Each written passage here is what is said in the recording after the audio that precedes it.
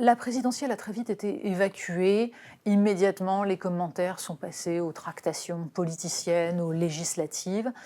Tout juste a-t-on pu entendre ici et là une déploration sur la fracturation de la France, sur le morcellement, quelques remarques, d'ailleurs tout à fait justifiées, sur le caractère à la fois sociologique et géographique de ces fractures qui se recoupent, certes.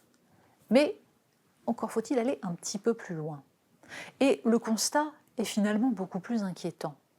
Car l'évolution qui est à l'œuvre, c'est non seulement le morcellement de la communauté politique, l'idée chez un nombre croissant de citoyens qu'ils n'ont plus rien en commun avec celui qui est à côté d'eux et qui, pourtant, a comme eux la nationalité française et donc devrait appartenir à cette communauté de destin, c'est non seulement cela, mais l'idée qu'on va en tirer les conséquences dans sa vie quotidienne.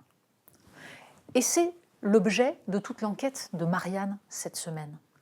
Allez voir ici, là, comment, en fonction des choix religieux, en fonction de l'idéologie, certains sont tentés de se regrouper pour vivre entre eux et ne plus jamais être confrontés aux autres, à ceux qui pensent différemment, à ceux qui sont d'une origine différente, à ceux qui sont d'une classe sociale différente.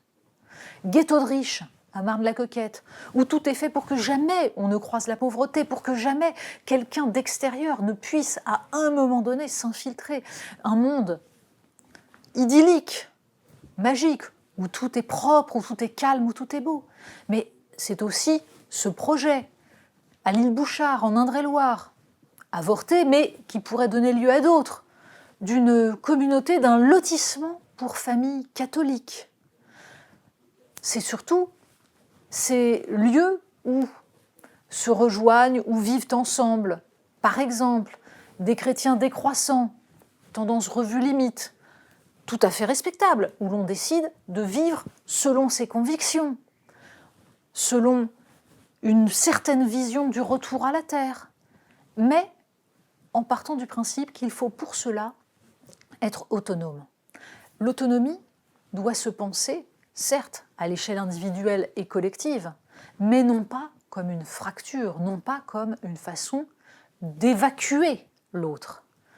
Sinon, on se retrouve avec ces bulles, ces endroits où autrui ne pénètre pas, ces territoires perdus de la République. Et c'est cela qui est en train de se construire en France.